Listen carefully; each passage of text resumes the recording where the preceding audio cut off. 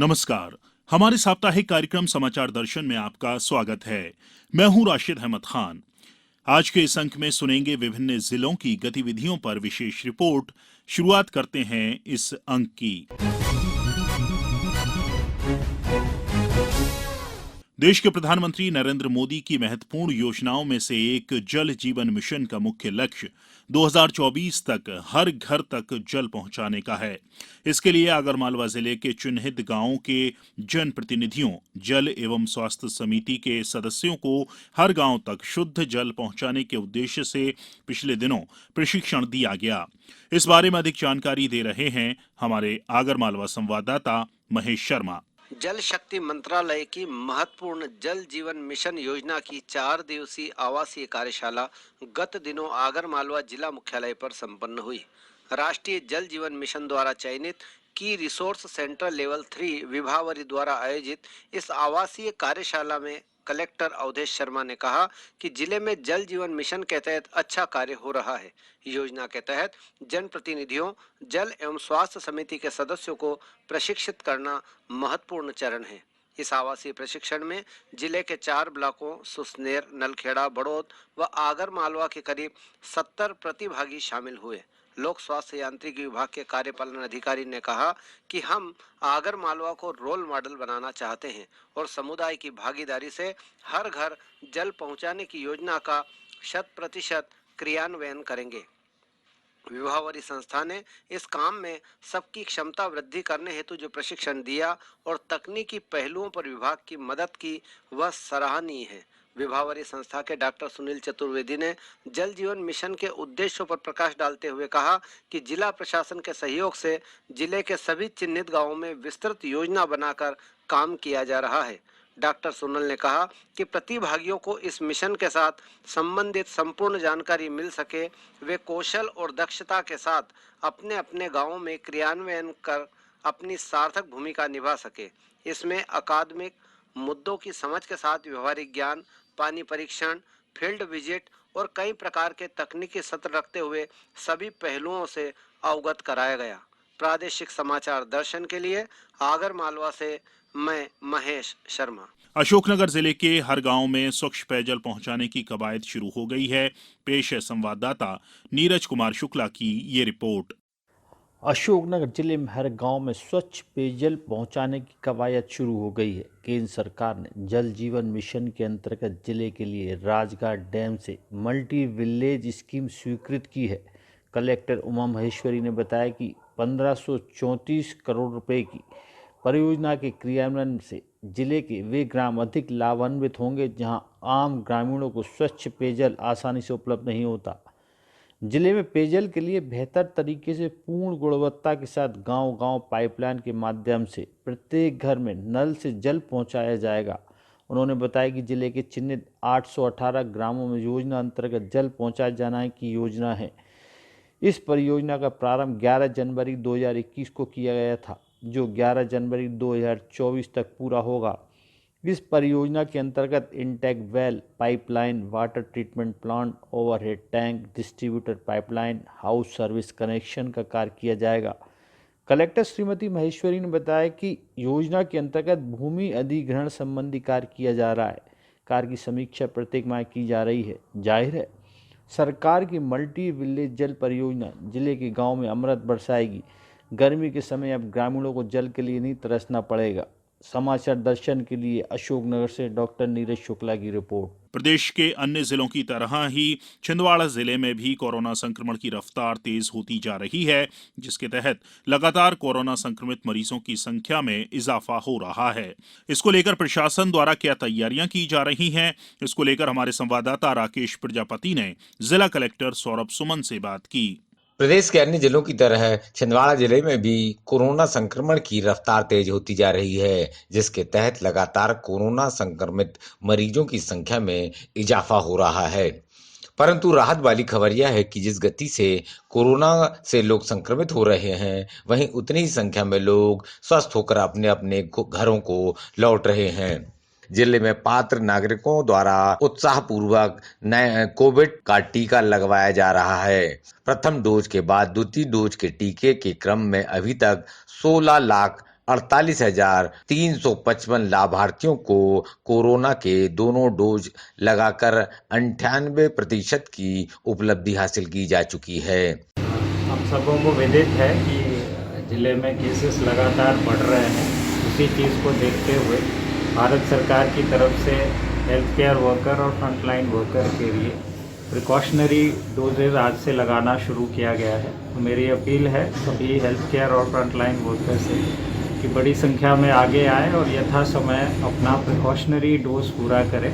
साथ ही मैं 15 से 18 वर्ष के बच्चों से भी अपील करता हूं कि यदि किन्हीं का टीकाकरण छूट रहा हो, जिनका एनरोलमेंट स्कूल कॉलेज में नहीं है, तो अपने नियरेस्ट स्कूल में जहां सेंटर हो वहां संपर्क करें। डोज 2 से अगर छूटे हुए लोग हैं या डोज 1 से छूटे हुए 18 वर्ष से अधिक लोग हैं, वो भी वैक्सीनेशन कराएं। वैक्सीनेशन ही कोरोना से सबसे प्रभावी बचाव है। धन्यवाद। प्रादेशिक समाचार दर्शन के लिए छिंदवाड़ा से मैं राकेश प्रजापति। अनूपपुर जिले में कोरोना संक्रमण के नियंत्रण के प्रयास जारी हैं। पेश है हमारे संवाददाता अजीत मिश्रा की ये रिपोर्ट। कलेक्टर एवं जिला दंडाधिकारी श्री सोनिया मीणा और प्रभारी कलेक्टर सीओ जिला पंचायत अनूपपुर हर्षल पचौरी के निर्देश में कोरोना वैक्सीनेशन के रोकथाम का कार्य किया जा रहा है। इसके तहत रोको टोको अभियान भी चलाया जा रहा है। जिले में चल रहे रोको टोको अभियान के तहत पूरे जिले में कार्रवाई की जा रही है। संपूर्ण जिले में रोको टोको अभियान के तहत 382 व्यक्तियों के विरुद्ध कोरोना प्रोटोकॉल के उल्लंघन पर 37,150 रुपये का अर्थदंड वसूला गया है। राज्य सरकार के दिशा निर्देशों के अनुसार जिले में कक्षा 1 से 12वीं तक के समस्त स्कूल एवं हॉस्टल 31 जनवरी 2022 तक बंद कर दिए गए। वहीं जिले के आंगनबाड़ी केंद्र और उपकेंद्रों को भी 31 जनवरी तक के लिए बंद करने का आदेश जारी कर दिया। सभी प्रकार के मेले, समस्त जुलूसों एवं रैलियों को भी प्रतिबंधित रहेंगे। समस्त राजनीतिक, सांस्कृतिक, धार्मिक, सामाजिक, शैक्षणिक, मनोरंजन आदि के आयोजन में 250 व्यक्तियों से अधिक की उपस्थिति प्रतिबंधित रहेगी।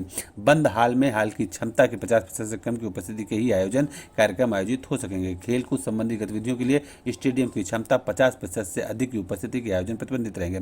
कोविड अनुकूल व्यवहार का पालन अनिवार्य होगा। मास्क नहीं लगाने वाले व्यक्तियों पर नियमानुसार जुर्माना वसूली की कार्रवाई की जाएगी। आदेश में कहा गया कि आम जन की सुरक्षा हेतु तो यह आदेश एक पक्षीय रूप से पारित किया जाता है। आदेश का उल्लंघन करने वाले व्यक्तियों के विरुद्ध भारतीय दंड संहिता की धारा 188, 269, 270, 271 एवं आपदा प्रबंधन अधिनियम 2005 की धारा 51 के तहत अन्य सुसंगत प्रावधानों के तहत कार्रवाई की जाएगी। राज्य शासन के निर्देशों के प्रदेश के साथ ही जिले में भी कोरोना वैक्सीन का कार्य निरंतर जारी है। जिले में 18 वर्ष से ऊपर वाले लोगों को 98% से अधिक व्यक्तियों को पहला डोज और 90% से अधिक लोगों को दूसरे डोज का वैक्सीनेशन किया जा चुका है। वहीं 15 से 17 वर्ष के किशोर और किशोरियों को भी अब तक 33,686 पहली डोज लगाई जाएगी, जो 63% है। इस संबंध में जिला टीकाकरण अधिकारी डॉक्टर एसबी चौधरी ने बताया कि सभी लोग जिनकी प्रथम डोज यदि नहीं लगवाया है या सेकंड डोज ड्यू है या उनके प्रिकॉशन डोज ड्यू हो गई है, कृपया चिन्हांकित कोविड वैक्सीनेशन सत्र में पहुंचकर अपनी डोज लगवाएं और खुद सुरक्षित रहें और कम्युनिटी को सुरक्षित रहें। मेरी अपील है कि सभी लोग कोविड के नियमों का पालन करें। जिले में लगातार कोरोना के मामले बढ़ रहे हैं। जिले में कुल प्रादेशिक समाचार दर्शन के लिए अनूपपुर से मैं अजीत मिश्रा। पश्चिमी नेवाड़ के बड़वानी जिले में इन दिनों कोविड की तीसरी लहर जोर पकड़ती जा रही है और जानकारी दे रहे हैं हमारे संवाददाता शिवपाल सिसोदिया। पश्चिमी निमाड़ के बड़वानी जिले में इन दिनों कोविड की तीसरी लहर जोर पकड़ते जा रही है। जिले में सक्रिय मरीजों की संख्या लगातार बढ़ती जा रही है। जनवरी माह में कोविड पॉजिटिव मरीजों की संख्या 50 से अधिक पाए जाने से जिला प्रशासन सतर्क हो गया है। कलेक्टर बड़वानी ने जिले में धारा 144 लगाकर विभिन्न दिशा निर्देश तय कर उनका पालन करना सुनिश्चित किया है। वहीं दूसरी ओर जिले में 3 जनवरी से 15 से 18 वर्ष के युवाओं को टीकाकरण किया जा रहा है। साथ ही फ्रंटलाइन वर्कर, स्वास्थ्य कर्मी तथा गंभीर बीमारी से ग्रस्त 60 वर्ष से अधिक आयु के लोगों को प्रिकॉशंस डोज भी लगाई जा रही है। वैक्सीनेशन तथा कोविड की तीसरी लहर की तैयारियों को लेकर जिला चिकित्सालय बड़वानी की सीएमएचओ अनिता सिंगारे ने बताया कि 3 ऑक्सीजन प्लांट एएसयू के हैं। जिला चिकित्सालय में 1000 एलपीएम का एक प्लांट है, 570 एलपीएम का एक प्लांट है। दोनों प्लांट बहुत अच्छे से चल रहे हैं, उनमें कोई परेशानी नहीं है। इसी के साथ ही जिला चिकित्सालय में एक 6 KL का लिक्विड ऑक्सीजन प्लांट भी है। सेंधवा सिविल अस्पताल में 500 एलपीएम का एक ऑक्सीजन प्लांट है। इस तरीके से जिले में कुल 4 ऑक्सीजन प्लांट हैं। प्रादेशिक समाचार दर्शन के लिए बड़वानी से मैं शिवपाल सिंह सिसोदिया। बुरहानपुर जिले में बढ़ते कोरोना संक्रमण के कारण सख्ती बढ़ गई है। जिला प्रशासन द्वारा संक्रमण की रोकथाम को लेकर रोको टोको अभियान चलाया जा रहा है। प्रस्तुत है संवाददाता गणेश वाविस्कर की ये रिपोर्ट। बुरहानपुर जिले में बढ़ते कोरोना संक्रमण के कारण सख्ती बढ़ा दी गई है। जिला प्रशासन द्वारा संक्रमण की रोकथाम को लेकर रोको टोको अभियान चलाया जा रहा है। 2 गज की दूरी और मास्क पहनने को लेकर प्रशासन आम जन को जागरूक कर रहा है। इसी के साथ निकाय कर्मी व पुलिस उल्लंघन करने वालों के खिलाफ चालानी कार्रवाई कर रही है। एक तरफ स्वास्थ्य विभाग वैक्सीनेशन में तेजी से जुट गया है। 15 से 18 वर्ष की आयु के बच्चों को कोरोना के टीके लगाए जा रहे हैं, तो फ्रंटलाइन वर्कर्स और 60 वर्ष के बुजुर्गों को बूस्टर शॉट दी जा रही है। जिले में जनवरी-फरवरी में लगने वाले 6 बड़े मेलों पर प्रशासन ने प्रतिबंध लगा दिया गया है। बुरहानपुर जिला सीमावर्ती महाराष्ट्र राज्य से सटा होने के कारण बॉर्डर को पूरी तरह सील कर दिया गया है। केवल फुली वैक्सीनेटेड और कोरोना नेगेटिव रिपोर्ट दिखाने वालों को ही प्रवेश दिया जा रहा है। बुरहानपुर से गणेश कुमार बाविस्कर की रिपोर्ट। बालाघाट नगर पालिका द्वारा स्वच्छता अभियान के तहत लोगों को जागरूक करने प्लास्टिक वेस्ट, पॉलीथीन, प्लास्टिक बोतल एवं पुराने टायरों को लेकर वेस्ट कलाकृतियों का रूप दिया जा रहा है। इसी कड़ी में शहर के मोती गार्डन में रानी मंडावे ने आकर्षक शेर की कलाकृति बनाई है। हमारे संवाददाता श्रीनिवास चौधरी ने इस संबंध में मुख्य नगर पालिका अधिकारी सतीश मटसेनिया से बात की। और ये मतलब यही प्रयास है नगर पालिका की ओर से मुन्ना टाइगर की जो कलाकृति बनाई गई है मोती गार्डन में, उसका यही एक मैसेज देने का प्रयास है कि हम सूखे जो जितना भी हमारे सिंगल यूज प्लास्टिक है जिससे भी सूखा कचरा उत्पन्न होता है, तो इस सूखे कचरे को हम उत्पन्न ना होने दें, जिससे कि हमारा वन्य प्राणी अपने जो उनकी प्राकृतिक ज़िंदगी है उसको पूरा अच्छी तरह से भरपूर रूप से जी पाएँ। तो सभी लोगों से निवेदन है नगर पालिका परिषद बालाघाट की ओर से कि मुन्ना टाइगर की यादों को जो हमने सजोने का काम कर रहे हैं, जिससे कि वन प्राणी भी इस बात को लेकर जरूर लाभान्वित होंगे और उन्हें अच्छा भी लगेगा। बीते दिनों बैतूल जिले में मावठा बरसने के साथ हुई ओलावृष्टि से चिचौली और शाहपुर तहसील के 14 गांवों में फसलों को खासा नुकसान हुआ है। पेश हमारे संवाददाता मयंक भार्गव की ये रिपोर्ट। बीते दिनों बैतूल जिले में मावठा बरसने के साथ हुई ओलावृष्टि से बैतूल जिले की चिचोली एवं शाहपुर तहसील के 14 ग्रामों में फसलों को खासा नुकसान हुआ है। कलेक्टर अमनवीर सिंह बैस द्वारा राजस्व अमले से अतिवृष्टि ओलावृष्टि से फसलों को हुए नुकसान का नेत्रांकन सर्वे करवाया गया है।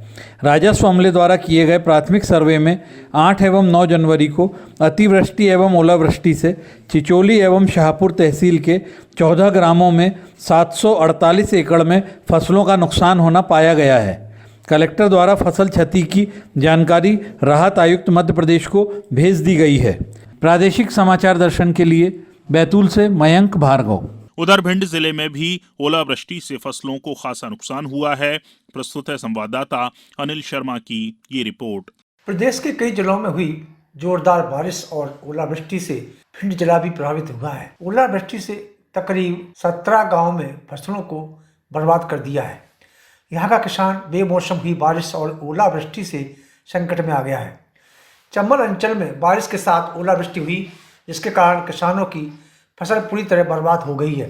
भिंड जिले के दबोच क्षेत्र के बिशनपुरा, मुरावली, दावनी सहित अन्य ग्रामीण क्षेत्रों में ओलावृष्टि होने से फसलों के काफ़ी नुकसान हुआ है। प्रशासन ने प्रभावित क्षेत्र का मुआयना करने के उपरांत सर्वे दल गठित कर दिए हैं। सरकार के निर्देश के चलते जिला प्रशासन ने पटवारियों को ओलावृष्टि के सर्वे में लगाया है। भिंड जिले में राजस्व अमले के देरी से सर्वे करने पहुंचने और बिना रुपए लिए सही नुकसान दर्ज नहीं करने की शिकायत मिलने पर जिलाधीश ने जिले के 3 पटवारियों को निलंबित कर दिया है। प्रादेशिक समाचार दर्शन आकाशवाणी के लिए भिंड से अनिल शर्मा। कार्यक्रम के इस अंक में फिलहाल इतना ही। अगले अंक में फिर मुलाकात होगी नए विषय, नई गतिविधियों के साथ। तब तक के लिए नमस्कार।